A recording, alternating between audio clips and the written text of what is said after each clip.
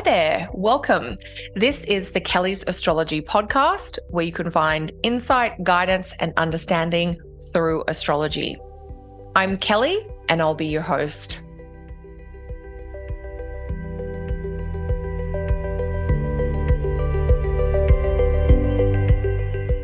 Hey there, everyone, and welcome back to another episode of the Kelly's Astrology podcast. I think it's been almost a month since I've shared a podcast with you, and I am looking forward to connecting again. Most of my energy these past few weeks has been devoted to teaching a new training in more advanced perfections material with a group of students via my website. And of course, outside work, life has just been lifing and has been busier than usual. We decided to make a change to a side project that we had been involved in, and that has meant a lot of extra energy to get that sorted. I'd love to hear what you have been up to as well. You can always share your updates or reflections in the comments below. In today's show, I'm going to talk about the full moon in Sagittarius, which is coming up on Sunday, May 31st in most locations. The full moon is going to be at 9 degrees of Sagittarius that last weekend of May. Before we dive into all the insights of this full moon, I want to let you know about my student summer workshop, which is coming up this August. If you've been studying with me online and you would like to get together in person for even more astrology learning, I hope you can join us. I'll be hosting the Student Summer Workshop over the weekend of August 15 and 16 in gorgeous small town Orangeville, which is accessible from Toronto Airport. Of course, that's in Canada. Students are going to have a great time learning and applying their knowledge. You'll also get to know other students of astrology and just generally improve your chart interpretation and timing skills. If that sounds like it'd be a fun weekend for you, pop over to the calendar page on my website, kellysastrology.com, for more details, or click the link in the show notes below. I hope to see you there. All right, team, so let's get back to this full moon in Sagittarius. First off, this is a full moon in a fire sign. So, of course, there's going to be some drama, and there's going to be a lot of action, and there's going to be a restlessness or this kind of need for movement. Sagittarius is one of the more wild signs of the zodiac, so you might find you're a bit more instinctive or even a little bit more reactive or impulsive under this full moon in Sagittarius. Of course, since the full moon is in Sagittarius, a sign ruled by Jupiter, you might be seeking wisdom or striving to make choices that allow you to stay in your integrity. This craving for more freedom might be so big that you are willing to take risks that you wouldn't normally. A sense of adventure might prompt you to make a bold choice or to chase an exciting dream. Sagittarius is a sign that is really keen for experiences because there's an understanding in Sagittarius that growth happens through the doing, and that being in kind of unknown or unfamiliar environments and settings is like an ideal place for you to grow and to evolve. And so this full moon in Sagittarius might be all about how to have new experiences. In turn, those new experiences will lead you to gain wisdom and understanding, partly about yourself, but also about what is really meaningful to you. You could personalize your experience of this Sagittarius full moon by exploring themes of new experiences and freedom, especially around the topics of whatever house you have Sagittarius on the cusp of in your personal chart. This could be to do with relationships. If you have a Sagittarius descendant, it might be about looking for new experiences and freedom in your career. If you have your midheaven in Sagittarius or your 10th house is Sagittarius, or it might be about looking for kind of new experiences, new freedoms, new adventures with friends or with your local community if you have Sagittarius on the 11th house. Now, another thing about this full moon, it is at 9 Sagittarius, as we mentioned, and that means it's lighting up this 9-degree Gemini Sagittarius axis. And that happens to be an axis that aligns with two very powerful fixed stars. So this full moon, at the time of this full moon, the moon itself will be with Antares, and the sun in Gemini will be with Aldebaran. So these are quite potent stars, Aldebaran and Antares. And if we think about a theme that they might highlight together, it's very much about transition. Aldebaran is linked to spring and has an undertone of beginnings or starting, undertaking new initiatives, whereas Antares is linked to autumn or the fall, and that idea of transition or change that might be part of necessary or timely endings. Aldebaran and Antares are also both stars associated with war, with military engagement, and the need for intentional strategy. These two stars highlight power and success, but they also evoke the need to act in ways that aren't honorable or keep you in your integrity. So if things feel a little more intense under this full moon in Sagittarius than you expected, it may be that you're tapping into the potency of the activations of these two royal stars, Aldebaran and Antares.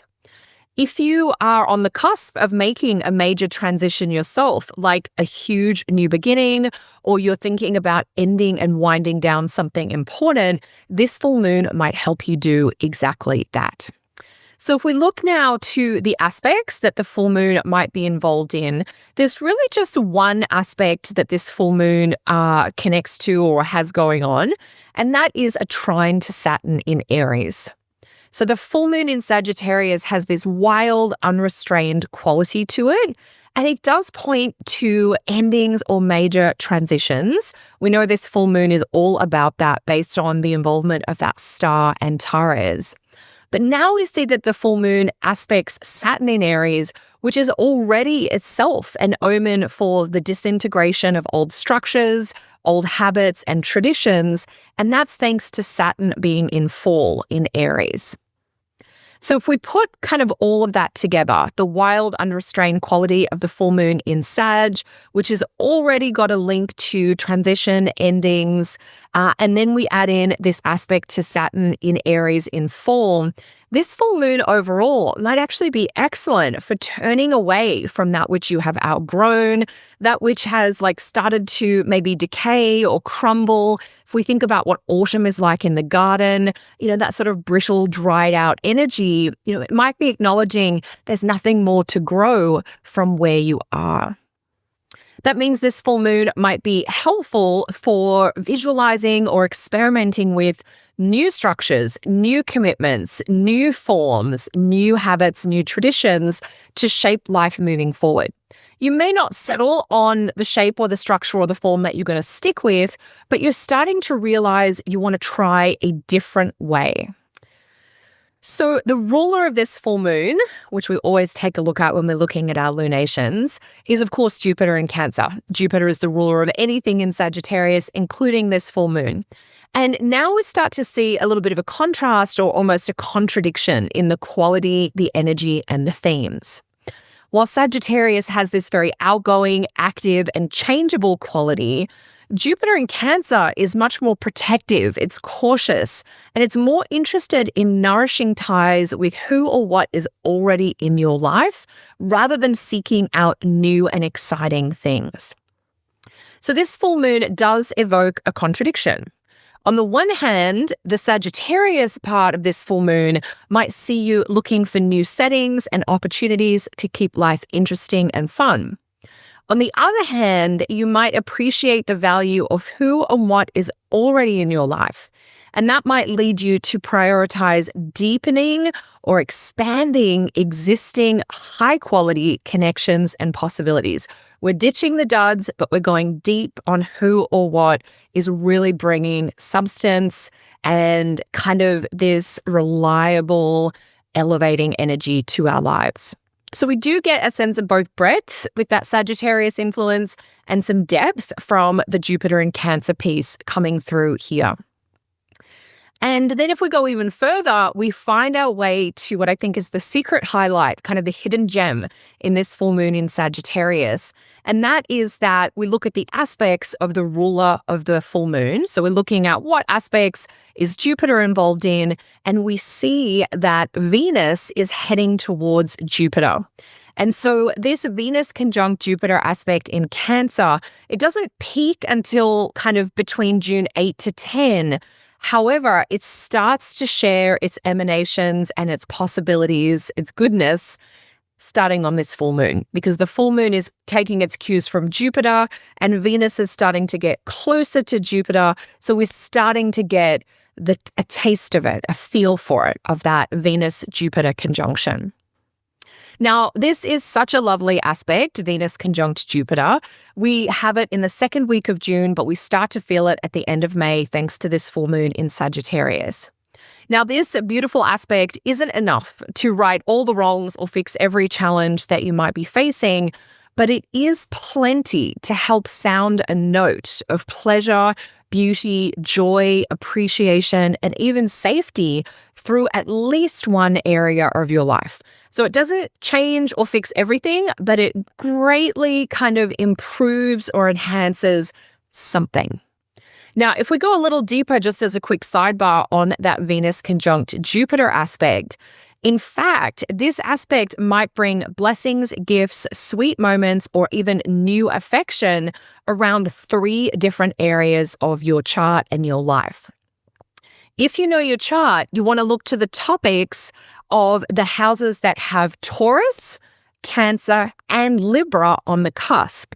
Of course, Venus and Jupiter are meeting in Cancer, but the benefits of that really flow into the Venus parts of your chart, which include the topics of the houses that have Taurus and Libra on the cusp. So all of these 3 houses, the topics associated with them, the people and the settings connected with your Taurus, Cancer, and Libra houses, they are all getting some blessings, some support, and maybe some upgrades under that Venus conjunct Jupiter aspect. So you're working towards that in the second week of June, but that process starts now at the end of May under this full moon in Sagittarius. So if we kind of flip back to thinking about the full moon and we're qualifying it by its aspects to Jupiter, if we think about Venus moving towards Jupiter, the ruler of the full moon, we see that sweet and pleasant experiences or encounters are on the way. That this full moon might provide insight that leads to improvements and upgrades for you. Choices you make or passions that you decide to pursue under the full moon in Sagittarius might lead to these tender moments, these really nourishing encounters, or even reveal a hidden gem that you hadn't fully appreciated in the days that follow the full moon itself. So you might use this full moon in Sagittarius and the 10 days or so that follow it to express your gratitude to someone you love, to show your appreciation for support or encouragement that others have provided to you. You might generously share whatever you have in abundance, or if there's some help that you need that's kind of timely, it's a great aspect for reaching out and asking for that support. There's really something beautiful about this Venus-Jupiter conjunction in a water sign, in Cancer, which has since antiquity been a sign associated with life, with beginnings, with that kind of fresh newness. And so with Venus conjunct Jupiter in Cancer, there's something about this conjunction that can really help you nourish deep roots that over time will support your future flourishing. So what I'm thinking about this Venus-Jupiter conjunction, the visions, the dreams that the Sag full moon kind of brings up or arouses within you. We don't want to go too wide, but we want to pick a few threads or strands from those full moon kind of inspirations.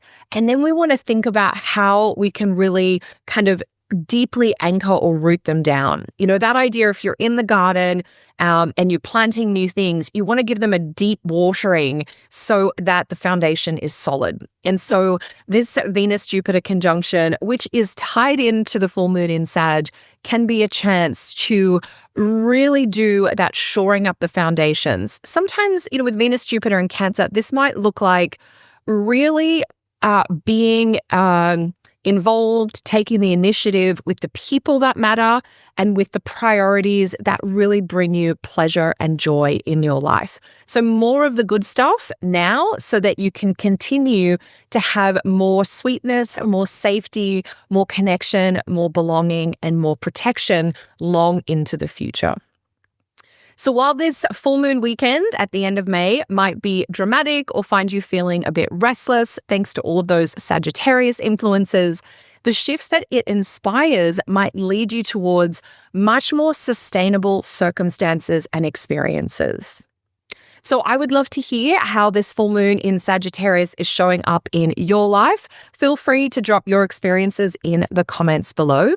And if you'd like to gather together for a really fun, nourishing astrology weekend in person this August, just outside Toronto in Canada, I hope to see you at my student summer workshop.